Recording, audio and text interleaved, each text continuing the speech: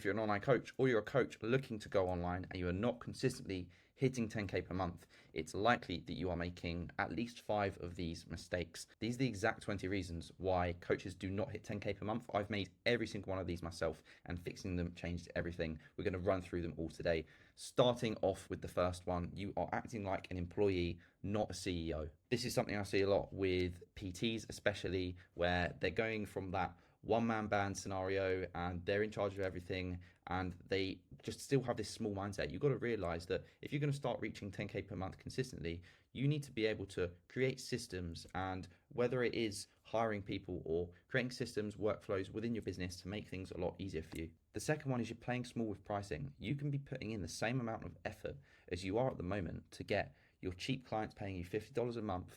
You could be putting in the same effort to get them paying you $300 plus per month. It's not with the systems that you've got in place.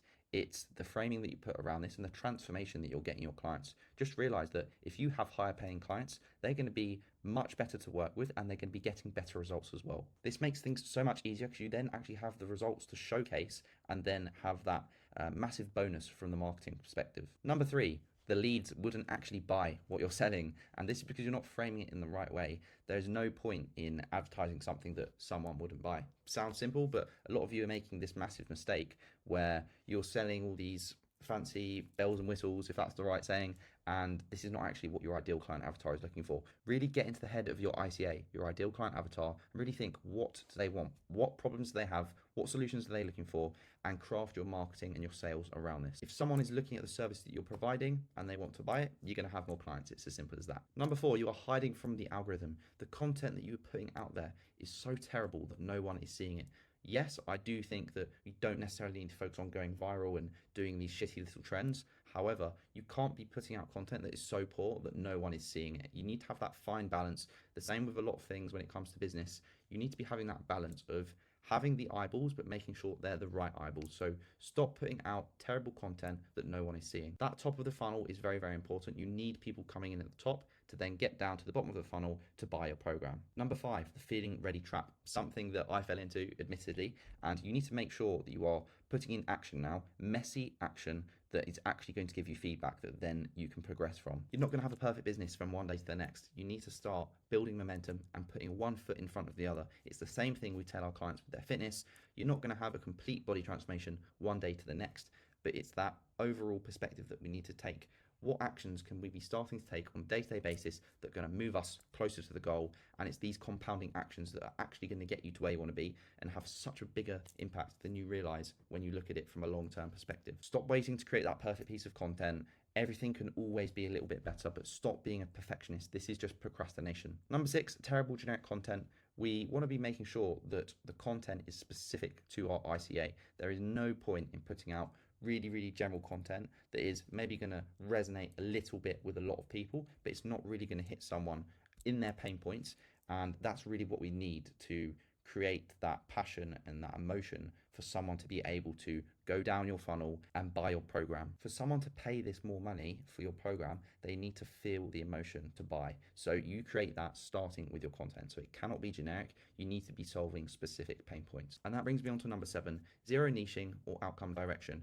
It's really important to have this direction, as this is what's going to make it so much easier for you to set these daily non-negotiables. If you don't really have an idea of who you want to be helping, it's going to make your content and everything so much more difficult. Number 8, process, not payoff. You need to be making sure that you are focusing on the process and those daily habits that you're ticking off. It's the same with the fitness analogy of doing your training sessions, ticking off your meal plan.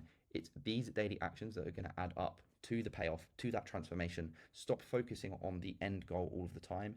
Make sure you have that vision and the clarity on how you're going to get there, and then focus on those daily action steps. Stop getting so obsessed with the outcome. If you can really fall in love with the process, you're definitely going to reach your goals in the long term. Number 9, lack of urgency or polarity. Both these are important. You need to have a bit of polarization in your content. It's not going to be everyone that likes you, of course, but if you don't have some people that don't agree with what you're saying, you're not going to have people that really, really resonate with what you're saying. You're going to have some people that don't like you. You're going to have some people that love you. If you just create no emotion and everyone's just sort of okay with you, then you're not going to have the emotion of the people that really want to buy your program and invest into your service. It's the same with the urgency. People need to understand why now is an important time for them. People buy with emotion and they need urgency with that as well. Pain has a life cycle. Someone's not going to be feeling ready to start all the time. You need to create that urgency for them, and it starts with your content. You need to create that urgency for them, and that is when they're going to feel the need to do something about it and invest into your service. Number 10, you're copying, you're not leading. You need to make sure that you are being unique to some extent with your content. Of course, we don't want to just do something that's not proven and has no track record behind it in terms of the content systems, but you need to make sure you're not fully copying someone. You need to make sure that you're putting your own spin on it, and this is what's going to make you stand out from the crowd. Number 11, no real sales process. You're just popping things up on your story, hoping people that are going to click onto it and send you a message. This is not how it works. You need to have a proper system in place if people are actually going to progress from the top of your funnel to the bottom of your funnel, getting on a call with yourself and signing up for your program. If there's no real sales process there, no scripts, no systems, then it's not going to happen. Number 12, coaching in the DMs. Massive problem I see from coaches, and it's because naturally as coaches, we want to help people. But if you're coaching someone in the DMs so much and giving them so much free value and making them believe that they can do it themselves, then why are they going to invest in you? They're going to go away, they're going to struggle, and they're going to come back to you in the future. It's your duty as a coach now to build someone the belief and be empathetic with them, mirror what they're saying in the DMs.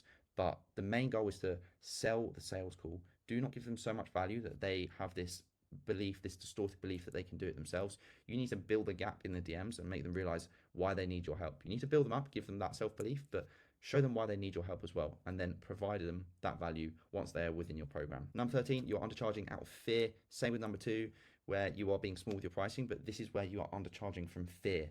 So it's one thing playing small with pricing because you just don't really understand the concepts, but when you have the fear behind your pricing structure, this is because you actually most of the time don't have the belief in yourself or your program. You've got to realize that if you have the ability to change someone's life, that is worth far more than $50 a month. There is no reason why you cannot be charging $300 or more per month if you are really achieving lifelong results for somebody. You have to realize that you are selling a transformation, not some program structure. You're not selling a meal plan.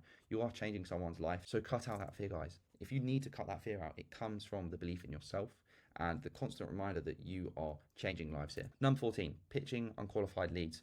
There's no point in pitching someone for a call in the DMs if you haven't built that gap that we were speaking about before. If someone hasn't realized the pain that they're in and you haven't made them realize that yet in your script, and you haven't showed them why they need your help by building that gap and breaking any limiting beliefs down as well. If you haven't ticked off those 3 things, there's no point in pitching them the call. Stop pitching unqualified leads. Until you've done that, there is no point in booking the call in with them. Once you send that call link to an unqualified lead, that is it. Then you're not going to get them back. You need to make sure you tick off those 3 things before you do that. If they're not qualified, wait for the right time. Number 15, no follow-up system.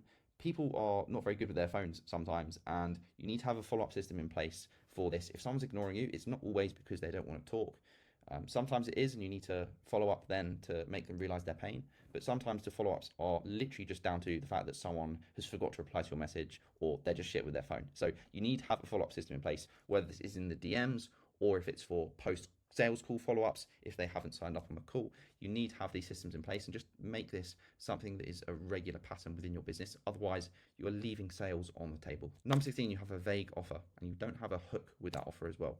You need to have this direction that we've spoken about before with your ICA, your ideal client avatar, and then you need to make sure your offer is crafted around this, something that's super specific and is going to solve your ICA's pain points. If someone is coming onto a sales call with you and your offer is just very, very generic and vague, that is not something that someone is going to pay a lot of money for, and this is where you're leaving money on the table as well. Number 17, you are not showing someone the clear transformation that they could be having if they join your service. It starts with the content, but it also is in the DM process and then on the sales call. You need to be showing this person the clear transformation, showing them where they are now, this point A, and then showing them where they could be, which is point B, and showing them how you're going to get them there. If someone can't see this clear transformation, then why would they sign up for your coaching program? If you do not have clarity on how you're going to get someone there, you cannot show someone how you're going to do that either. So you need to be super clear on this. Otherwise, you're not going to get many clients coming on board because they're not seeing that transformation that they're looking for in the first place. Number 18, poor retention and churn. As with the transformation we were speaking about before, you need to make sure that's then happening within your program. If you are not a good coach or you don't have the systems to coach many clients, you are not going to have very good retention and churn. If you have more than 10% of your clients leaving per month, then we have what's called a leaky bucket. No matter how many clients are coming in the top. If your clients are leaving, then your business is not going to be growing, guys. So you need to make sure that you have a solid program and you're actually achieving results. And that comes from your coaching, of course, but also the systems you've got in place, the app that you use, everything down to the meal plans, the structure, how your coaching is delivered, the check-in videos, the messages, everything. If that is not a world-class service and you're dropping off more clients than you're bringing in, your business is going down. So make sure that you are actually achieving a service. A lot of mentors out there, they only focus on the sales stuff. It's important to be delivering those results, not just from your marketing perspective, but also keeping those clients and also keeping you fulfilled as a coach, as that's why you get into this game. Number 19, you're burnt out from over delivering. This is where your delivery goes to the other extreme, where you are doing so much. And what this is going to do is not just burn you out, but also create needy clients.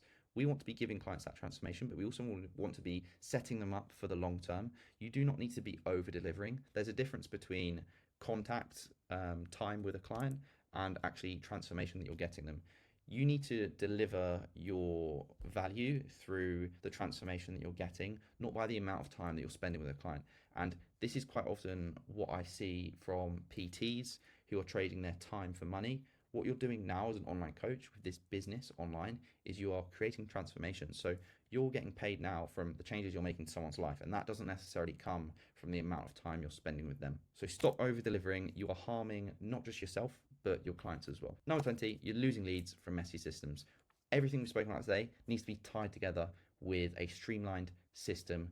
Otherwise, it's going to be difficult for you to scale and really have conviction in what you're doing and where you need to be making improvements on a weekly basis. So if you're a coach looking to make 10K per month and you're not already there yet, make sure you start focusing on these. I would personally just choose 3 that you think you're struggling with at the moment and start making improvements on them. And if you want more information on how to scale your business to 10K per month, watch the video that's going to pop up on the screen somewhere around here now.